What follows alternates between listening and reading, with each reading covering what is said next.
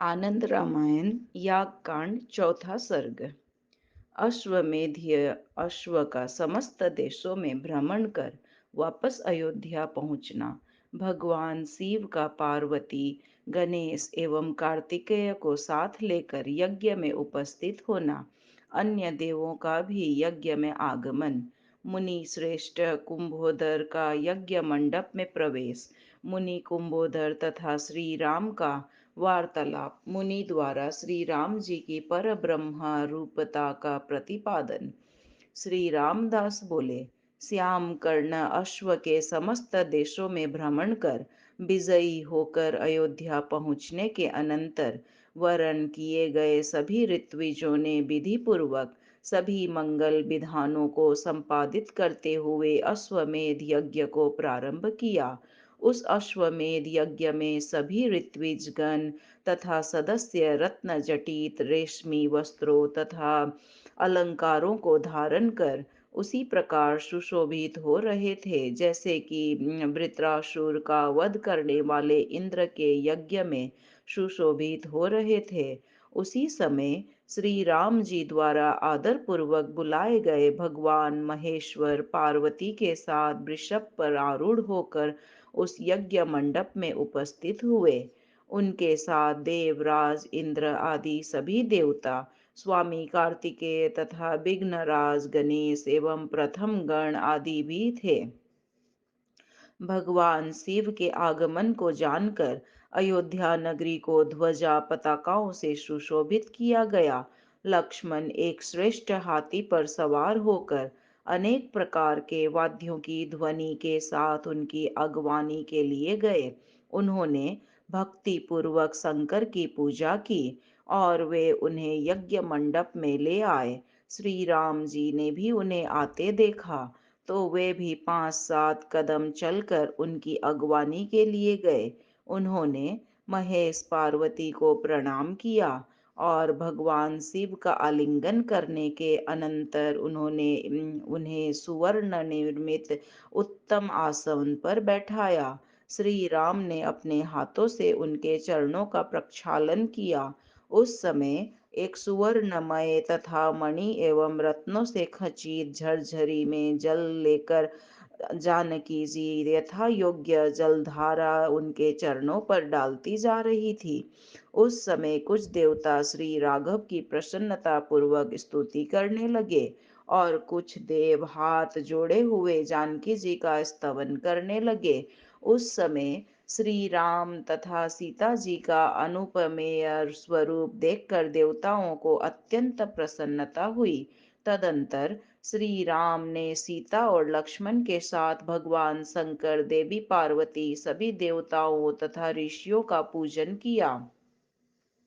इसके पश्चात श्री राम लोकों का कल्याण करने वाले शंकर जी से बोले, हे देव, आज मैं आपका दर्शन कर सीता सहित धन्य हो गया। आज मेरा सूर्य वंश में जन्म लेना सफल हो गया। श्री राम जी के इस प्रकार के वचनों को सुनकर शशिभूषण भगवान शंकर हंसकर श्री राघव से बोले, हे हरे, मैं आपकी माया को जानता हूँ। हे प्रभु, आपके नाभि कमल से पुत्र रूप में ब्रह्मा जी का प्रादुर्भाव हुआ और उनसे पौत्र रूप में मारीची आदि 7 मुनीश्वरों ने जन्म लिया। उन मारीची आदि 7 मुनीश्वरों में से मारीची के पुत्र हुए महर्षि कश्यप, जिनसे सृष्टि का विस्तार हुआ। कश्यप के पुत्र हुए सूर्य। हे प्रभु, इस प्रकार आपके पौत्र के पौत्र सूर्य से सूर्य वंश चला और उसी सूर्य वंश में आपका जन्म हुआ है। हे प्रभु, आप क्यों मुझे माया में डाल रहे हैं? आप अपनी इच्छा से ही देवताओं का कार्य सिद्ध करने के लिए अवतीर्ण हुए हैं। अतः हे राघव, आप तीर्थ यात्रा यज्ञ आदि कौतुकों को के द्वारा स्वेच्छा अनुसार क्रीड़ा करें। मैं यह भली भांति जानता हूँ कि आप अपने चरित्र द्वारा, अपने आचरण द्वारा लोगों को शिक्षा प्रदान कर रहे हैं। भगवान शंभु के इन वचनों को सुनकर श्री राम तथा देवी सीता दोनों हंसने लगे। तदंतर श्री राम यज्ञ कुंड के समीप गुरु महर्षि वशिष्ठ जी के पास जाकर वहीं स्थित हो गए। इसी समय वहां उस यज्ञ भूमि में हजारों गंधर्व, किन्नर, सिद्ध, अप्सराओं के समूह, पांचों लोकपाल, दसों दिक्पाल, रसातल में निवास करने वाले सूर्य आदि नवग्रह मूर्तिमान स्वरूप धारण कर छहों ऋतुएं, प्रभव आदि साठों संवत्सर, नक्षत्र, तिथियां, योग, करण, राशियां, पर्वत, वृक्ष, सभी सागर, नदी, सरोवर, वापी तथा कूप आदि आकर विराजमान हुए। गृध्रराज, संपाति, निषाद राज, गुह और मकरध्वज वहां उपस्थित हुए। लंका से राक्षसों को साथ लेकर विभीषण भी उस यज्ञ में आए। श्री राम के द्वारा उन सभी का यथा योग्य मान सम्मान, पूजन तथा आतिथ्य संपन्न हुआ। श्री राम ने उन सभी को अपने समीप बैठाया। बंदरगण वहां पहले से ही उपस्थित थे। उसी समय वहां महान तेजस्वी कुंभोधर नाम के मुनीश्वर आए। सीमा पर नियुक्त सैनिकों ने उन्हें आते हुए देखा। उन्हें देखकर वे सभी भयभीत हो गए और आपस में कहने लगे, हाय, महान कष्ट है ये कुंभोधर मुनि यहाँ फिर आए गए हैं। उन्होंने ही श्री राम को तीर्थ यात्रा का महान श्रम करवाया और इन्हीं के कहने से अब अश्वमेध यज्ञ भी संपन्न होने जा रहा है।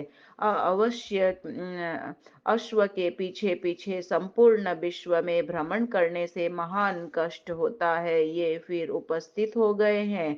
न जाने अब ये क्या करवाएंगे, हम लोग नहीं जान पा रहे हैं। ये तो श्री राम की आलोचना भी करते हैं। इस प्रकार की नाना प्रकार की शंकाएं जब सभी सीमा रक्षक जन कर रहे थे, तो कुंभोधर मुनि वह सब सुन रहे थे, किंतु वे उस समय कुछ बोले नहीं। चुपचाप मौन होकर यज्ञ भूमि की ओर बढ़ चले। उनके वहां पहुंचने से पूर्व ही दौड़ते हुए तथा हाहाकार करते हुए कुछ सीमा रक्षकों ने शीघ्र ही जाकर श्री राम को अपनी लड़खड़ाती आवाज में कहा, हे राम, हे महाबाहो, हे लक्ष्मण, हे प्रभु, आप हमारी बात सुने। जिनके कहने से आपने तीर्थ यात्रा का कष्ट उठाया और अब आप अश्वमेध यज्ञ करने जा रहे हैं, वे ही मुनि श्रेष्ठ कुंभोधर पुनः यहाँ उपस्थित हो गए हैं।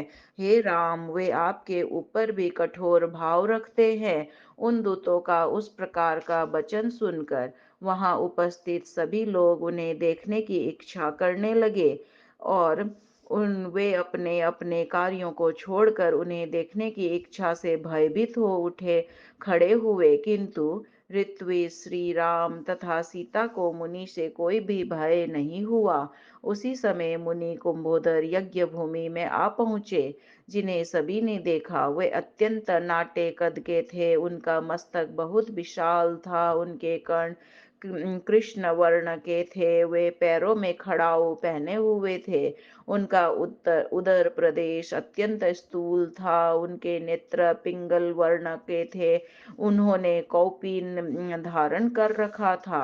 उनकी बहुत बड़ी जटाएं थी, उन्होंने चीर धारण किया था। उनके पांव बहुत छोटे थे, हाथ भी बहुत छोटे थे। उनकी युवा अवस्था प्रारंभ हो रही थी, अतः कुछ कुछ मूछें निकली हुई थी। उन्होंने हाथों में दंड तथा कमंडलू धारण किया हुआ था। इस प्रकार के वेशधारी महामुनि कुंभोदर को देखकर सभी लोग उनके पूर्व में किए हुए कर्मों को याद कर तथा सुनकर अत्यंत भयभीत हो उठे। इसी समय श्री राम वहां आए और उन्होंने मुनि कुंभोदर को साष्टांग प्रणाम किया और वे उनका हाथ पकड़कर उन्हें बड़े ही आदर से यज्ञ मंडप में ले आए। वहां श्री राम ने बैठने के लिए उन्हें एक अत्यंत श्रेष्ठ सुवर्णमय आसन प्रदान किया।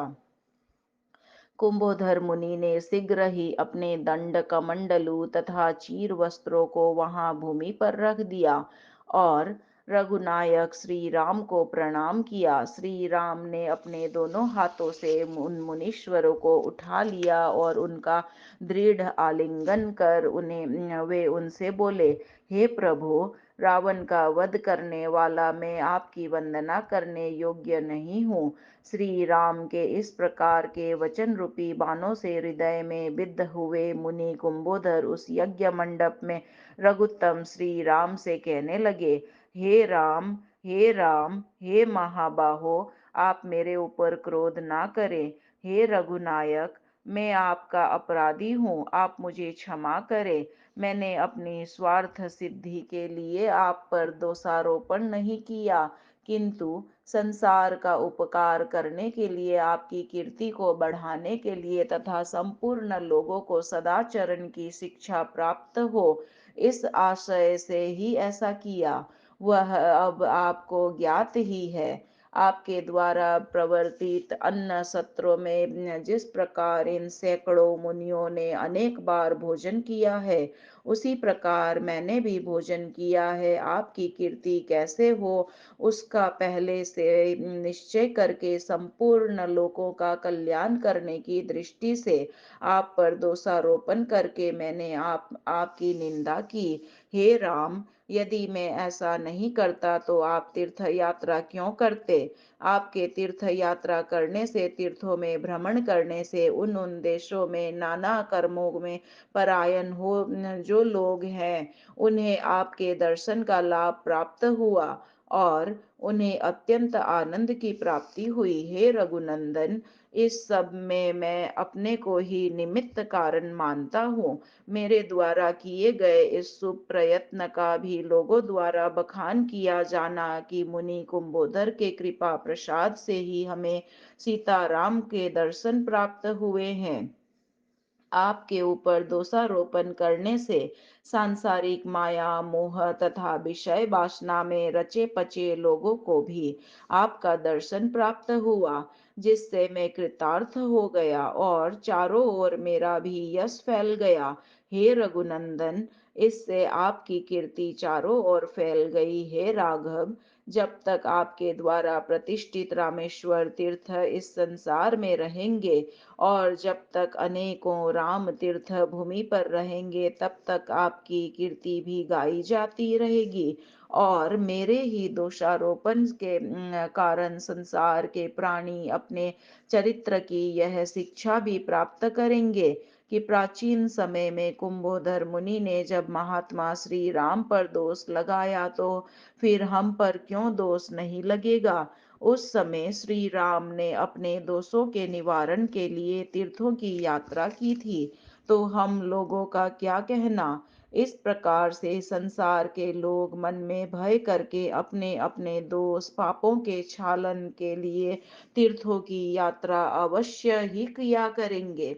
हे प्रभु, जिस प्रकार से कमल के पत्र का जल से स्पर्श नहीं होता, उसी प्रकार आप पर ब्रह्मा परमात्मा में किस प्रकार से दोषों का संलेश हो सकता है।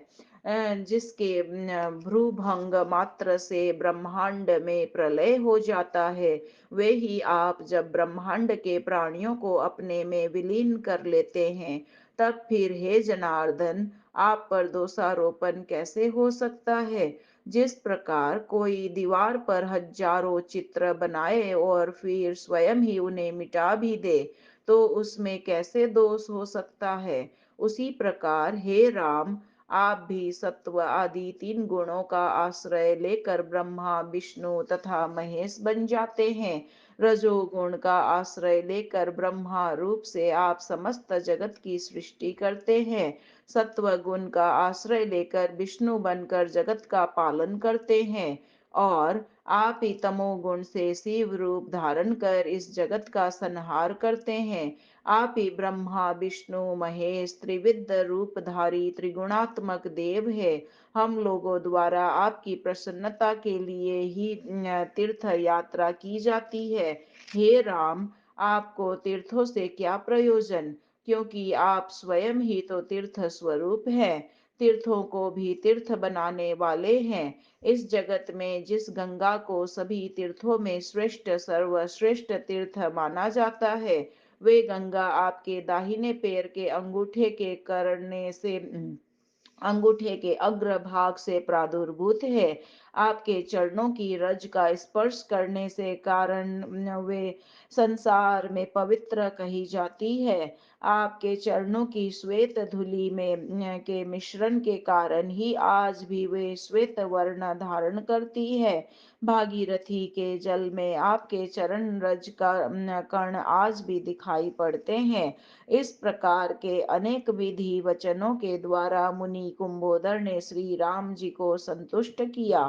तदंतर उन्होंने श्री राम जी के 108 नामों अष्टोत्तर सतनामों के द्वारा स्तुति की और भली भांति उनकी पूजा की। फिर वे यथास्थान बैठ गए। श्री राम जी भी सीता जी के साथ गुरु वशिष्ठ जी के समीप में आसन पर स्थित हो गए। तब अन्य सभी लोग भी अपने अपने आसनों पर बैठ गए। सर्ग 4 यहाँ संपूर्ण हुआ।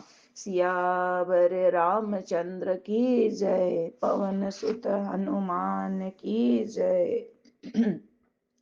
बोलो राम राम राम राम राम राम राम राम राम राम।